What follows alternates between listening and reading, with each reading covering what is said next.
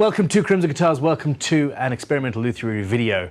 This isn't really an experiment, well it is, I'm not sure if it's going to go horrifically wrong and destroy about half a day's of my work or not, but I think we're going to get a cool finish anyway. I am currently building this guitar. It's a bit strange, it's sort of kind of hollow and it's got the modern radius carve on there, and there's no support except two steel bars under there. And it's got this awesome, am I allowed to say that it's an awesome finish? Because I came up with it and did it, or not? It's an awesome sort of galaxy finish. And here is the bridge, okay? Floating bridge. It's gonna have a brass saddle, and this looks boring. And I thought, well, you know, galaxy finish, maybe I'll stain it black. And then I thought, hey, let's play with fire. And that'll be more fun. So let's get this guitar out of here. If I destroy the bridge, then I'll destroy the bridge. If I burn a hole in the guitar, well, then we've got an extra sound hole. And I charge more and call it a feature.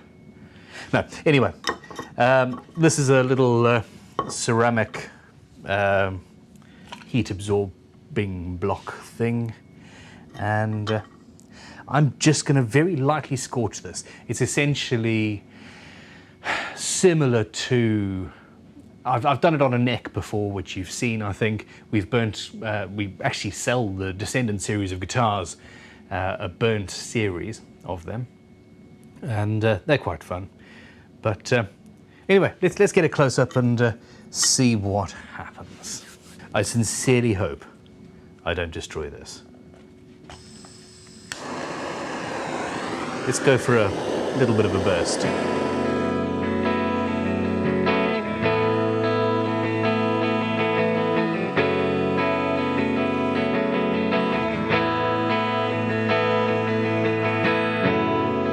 I don't want it to actually catch fire.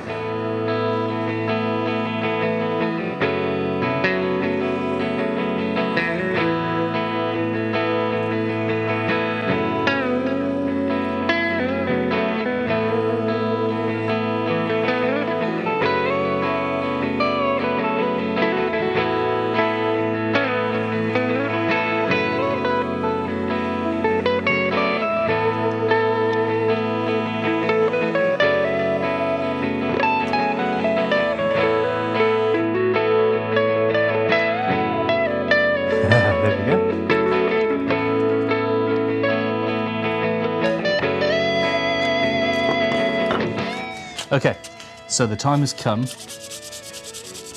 Actually, the time hasn't come, it's still really hot.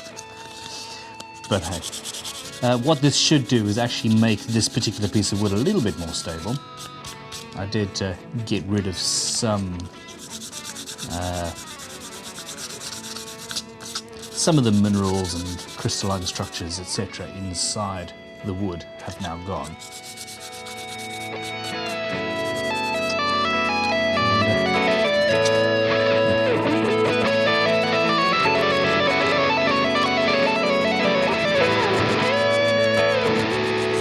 The trick is to start with something that is perfectly sanded to begin with. You don't want...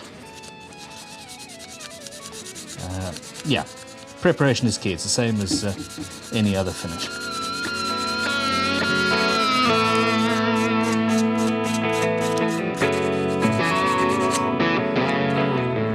This is good fun. This is really good fun. Okay, so that's there. I am in need of guitar finishing oil.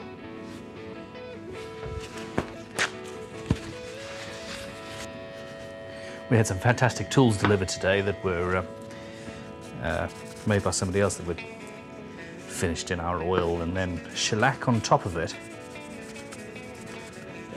This bridge is still hot, or at least warm, and the oil actually tends to impregnate a lot faster when the proceedings are still hot. I'm not sure if you can apply that to your own life in any way, shape or form, but it certainly works in this case.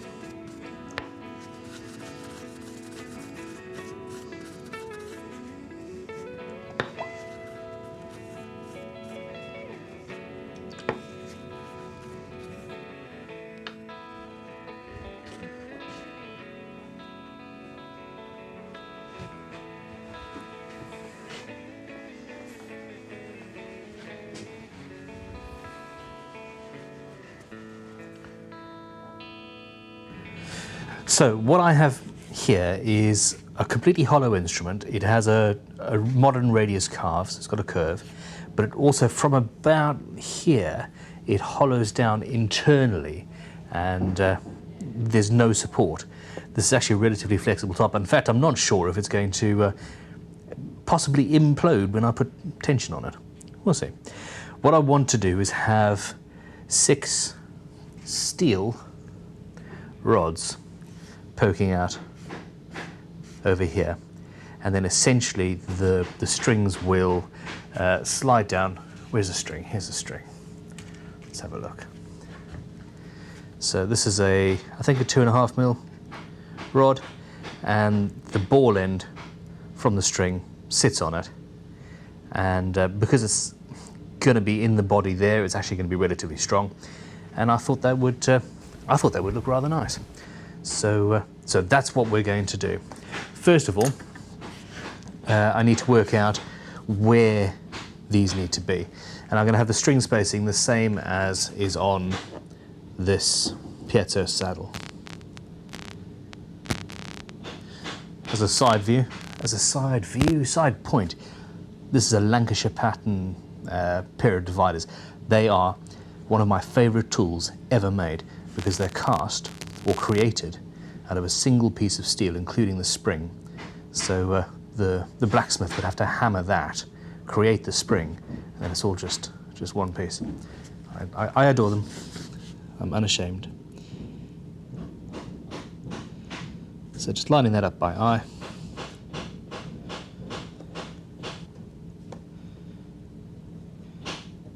Now what these are going to end up doing is the steel is going through the soft poplar top into the more solid mahogany body. And there's a possibility that the string will end up resting on the poplar. I'm toying with the idea of putting another piece of steel or bone or something there to stop damaging the top, but we'll see if that's necessary later on. So I need to drill some holes now, don't I?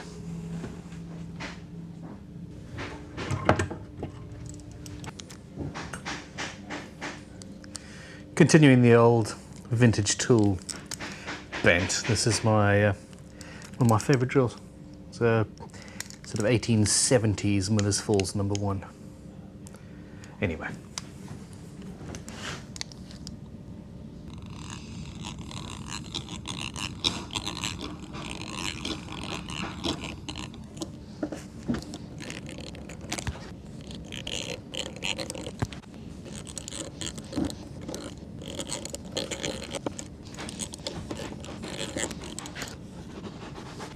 Now, I need to know how long to make these things, and I've actually drilled the holes all to different depths because I wasn't really thinking straight.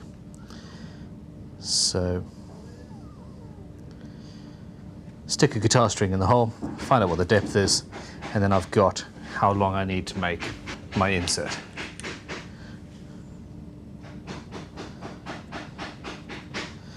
Mark my cut line with a fantastic little pink Sharpie. Yeah, that should do it. All right, I have my bar here. I want rounded over, a rounded over end, because that's necessary to a comfortable life, shall we say.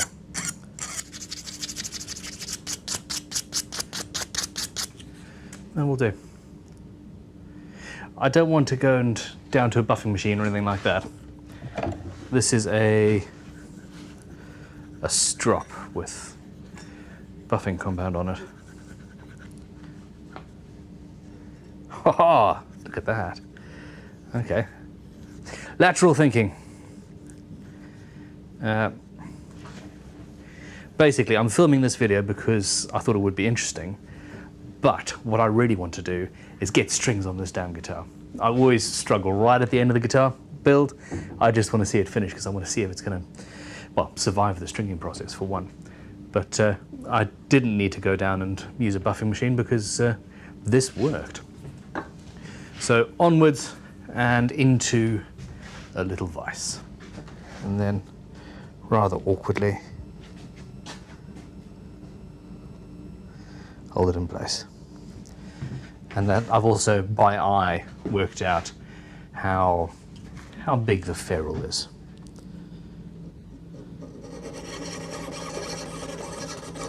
I could be using a hacksaw. I use hacksaws.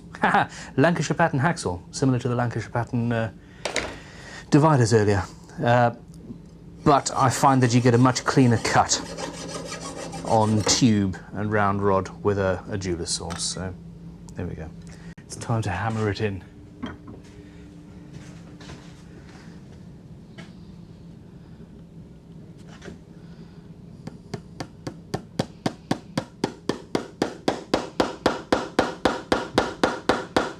There we go. I think. So the guitar string will sit there and string onto the bridge, and hopefully it will all work out well.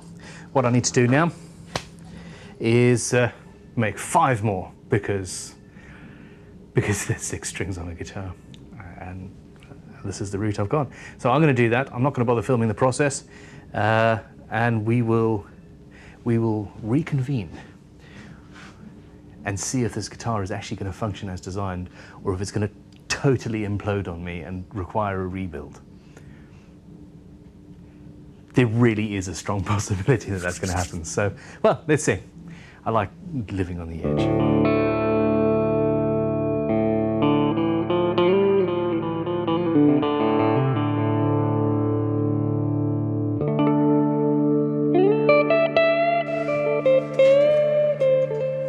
Okay, I'm going to do this from the middle so that I can then adjust things if necessary and it's not going to flip off the end or something. We'll see.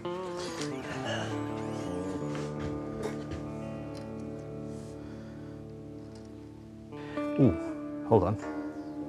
There's some tension and it hasn't imploded. Okay.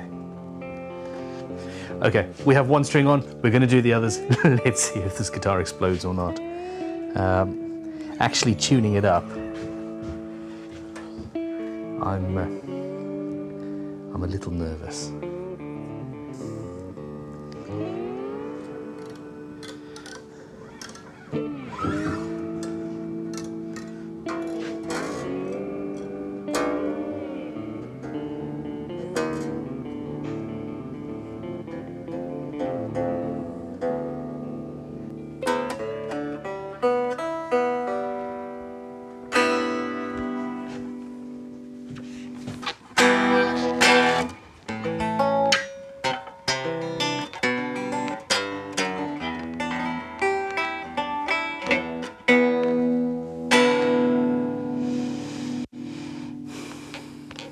Okay, we have a modicum of success.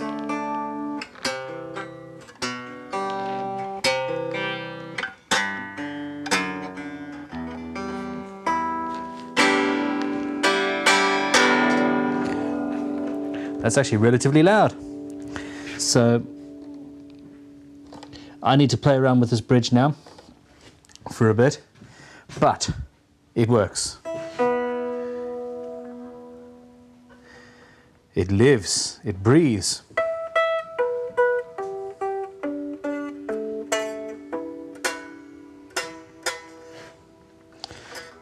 Truss rod. Oh, phew. Alrighty then. Well, okay, we have success. The guitar works. It's alive. There's some finagling that needs to be done. The top has moved as expected, but the support underneath it has held fast.